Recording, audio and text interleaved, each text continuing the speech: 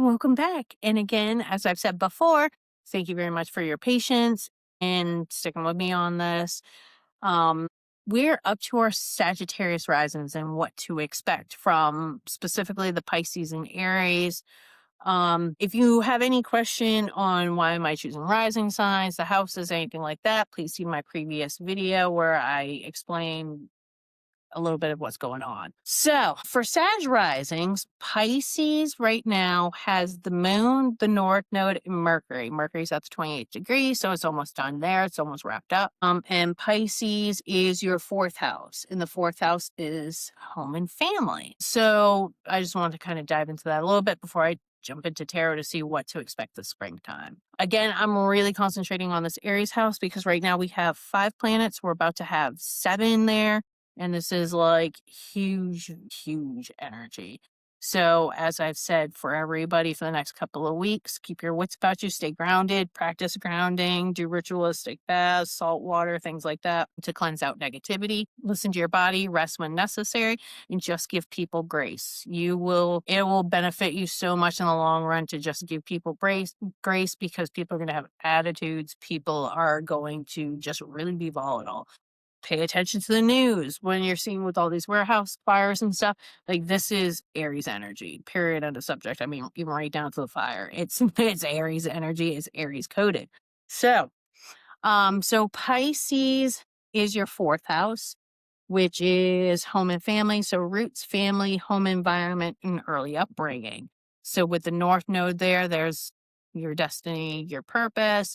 Mercury's communication, and the moon is thoughts. So probably going through, and with the north node there, right now it's in retrograde, which means that when planets are in retrograde, instead of being an external energy, it's internal.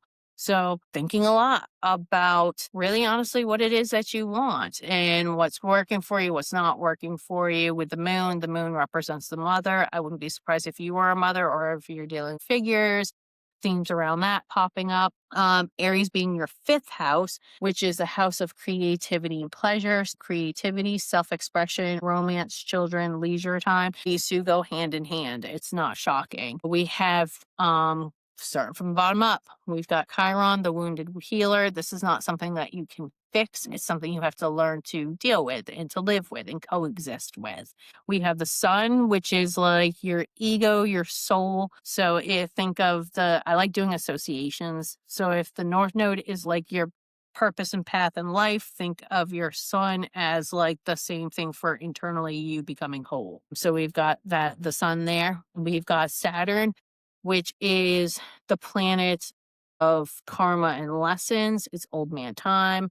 He also represents the father. So with the mother in Pisces and father in Aries, and this is all around family, creativity, and pleasure. You probably have a lot of themes around parental units of some sort, whether it be you, whether it be yours, in-laws, whatever the case may be. Could even have to do with your children. Maybe your children are becoming parents, things like that. And we got Mars, which is your mode of operation, how you tackle things, particularly discourse. Like, how do you deal with it? How do you handle when things don't go your way, kind of thing. And then we've got Neptune, the planet of illusion and delusion. You are doing a whole lot of changing. So now the other thing is that Pluto's in Aquarius. So Pluto being in Aquarius is your third house, which is communication. So transformation around communication.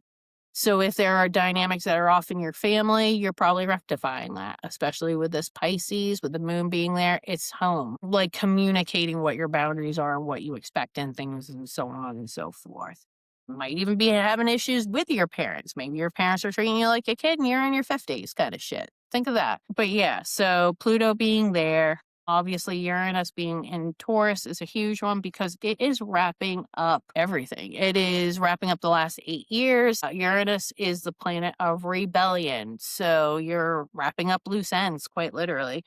And Taurus would be your sixth house, which is work and health. So if you were having some issues around your health, that's coming to a close. If you were having issues with your work, I wouldn't even be surprised with that fifth house energy of creativity and pleasure. There seems to be an ongoing thing here, probably, of like maybe wanting to set out on your own and figuring out what it is that gives you passion and fire, and you're tired of the 9 to 5. That is on brand for all of us. So think of that. So that being said, Sag Risings, let's consult the cards to see if we can get a little bit more finite, like what to experience. This is not going to be for everybody. You can use discernment, but for the most part, you're probably going to see some themes pop up. Even if it's not completely in line with what I say, you might be like, yeah, well, she's saying mother, but it was me. Or she's saying mother, but it was my best friend. Like, think of that. So that being said, my spirit team, my spirit guide, as well as my high self and the divine. First and foremost, thank you very much for answering this question. That being said, can you please let us know, me and our audience, what can Sag Risings expect from this Aries and Pisces energy? Okay, so here we go right away. Leo energy. Leo would be your full up. Oh, this is awesome. That's first house. Sagittarius risings. Your rising sign is in your first house of self. So then ninth house, higher learning, philosophy and higher learning. So a heavy load that can't be put down is unhappiness. So you might want to check there to see if you have anything. There's nothing currently in Leo, but that being said, being unhappy is a heavy load that can't be put down. I mean, that pretty much summarizes everything. And then below that, we have deception. So Uranus being in retrograde in Gemini may have been a significant period, but a deception of head above heart. So meaning, I know what it means. Deception of head above heart means that it does, like you've been doing the thing that you're expected, not the thing that you want, but it's not working for you. So this is independence. This is luxury. This is having everything. 9 of Pentacles. She's style. She's gracious. Miss America. She is a bitch with a bird.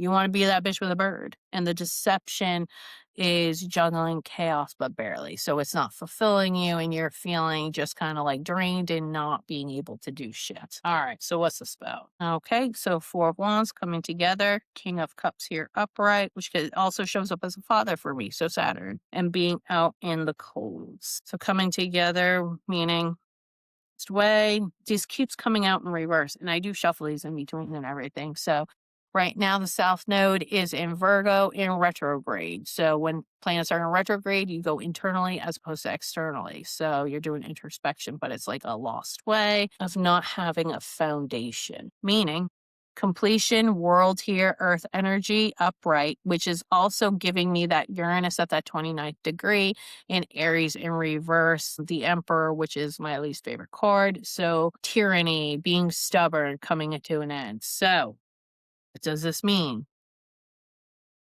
Or this completion is rewards and having a harvest and reviewing your harvest and looking at it. And crossing over here is releasing the anxiety over being stubborn or being like a tyrant. Optimism over heartbreak, meaning a love offer popped up over him. Okay, so who's the King of Cups? Okay, so mourning, loss, regrets, despair, lack of faith. This is Aquarius energy as well, and we've already touched upon transformation. And then Pisces. Pisces energy, and again, the North Node is in retrograde, so introspection. So things that are hidden agenda. If you lost your father, or if you lost your father, if you lost your job, it could be that. So if so, your boss was like a male father figure of some sort. This was necessary in order for you to get the love offer that you need. So that could be a creative opportunity. Justice, Libra energy, upright. I don't think we currently have anything in Libra. No, we do not. But that being said, Sag Risings, Libra is your 11th house, which is hopes and dreams. So this is telling me exactly that. So again, if you lost your job, it's because you're going to end up doing something that gives you fire. I feel like that's kind of what this is. But like I said, some of you may have actually lost a father figure of some sort. Capricorn energy and Neptune energy. So this is in reverse. So it's delays over toxicity or breaking chains. So it's like you're chained and there's delays here. And then this love offer, we've got the Knight of Pentacles here. See how that's like basically like a yin yang 6-9? So it's like being stuck on a love offer, meaning, let's figure this out. What's this? Crossing over here is lack of commitment with the Empress, which is Taurus energy, which is also Venus energy. And Venus right now is in Taurus. It is literally the personification of this card. And there's a lack of commitment here. So it's like you're not committed to doing something that you love. You're committed to doing, you may have even had an opportunity to do that and you may have passed on it and that may be bothering you. Vice Capricorn here was the devil here. Ambition, lacking transformation, Scorpio energy here. So for Scorpio, for your Sag rising, Scorpio is in your 12th house, which is the house of things that are hidden, things. So ambition being hidden, avoiding transformation.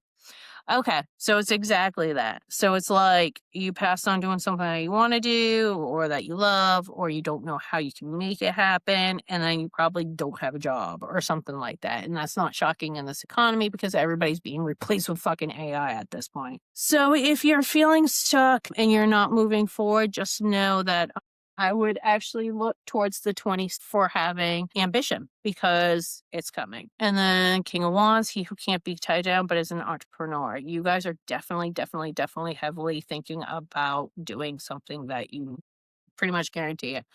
Betrayal, a non-reunion. So maybe somebody from past job has offered you a job and you're contemplating it and you're up in flux over it. That's possible. More than likely you're trying to decide if it'll give you some passion. And here we go. Queen of Cups here upright. Some of you may even be having children. And then we've got the Three of Swords in reverse, which is moving on from heartbreak and taking a blindfold off to an indecision. So if you're trying to figure out if you should working hard, skill development as well.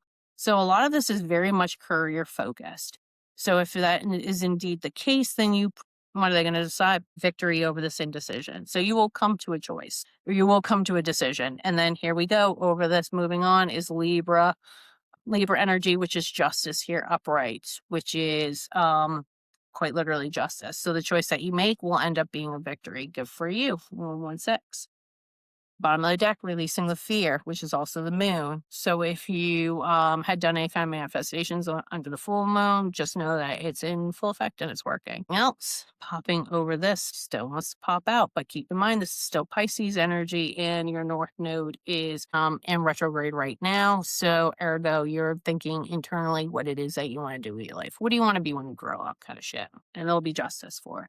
Winning at all costs at the bottom of the deck. So don't go towards the thing that you think is going to make you the most money. Go towards something that will give you life because the money will follow suit. Here, lost opportunity with the Hierophant Taurus energy here upright. So if in the last 8 years, Uranus being in Taurus, if you missed out on something, an opportunity will actually come about. You may have even gone back to school or have further some education here with Hierophant. Bottom of the deck, not doing healing, not moving on. So some of you have suffered some lost opportunity. Lovers, Gemini energy here upright and being apathetic to a commitment of some sort, which I think is, well, this Uranus was in retrograde, but once it goes into Gemini, expect that to take off, and that happens at 26. Needing to take a blindfold off to moving forward, it's self-imprisonment. So don't get paralysis by analysis, basically. All right, anything else? Popping over here. Holding on to Magician, which is having everything within an action. So holding on to action. So you're probably just thinking a lot of stuff without actually moving forward with any action. And you will do that. And when you do, you will have rewards. So I do love this for you. Passion project, having something passionate about, something happening in regards to that. So that's going to be amazing for you. I love this for you. Good job. Anything else? Hopping over this is Oh shit, leaving something that suits you in pursuit of something better, which is a connection. If this is a marriage, you'll probably leave a marriage that's not suiting you in pursuit of one that does, a relationship, something like that. It doesn't have to be straight marriage, it could be a relationship. If this is indeed a job, you will be leaving something, and it could be this offer that you're stuck on to find something else. But when you do, it'll be a good connection. Being cold too.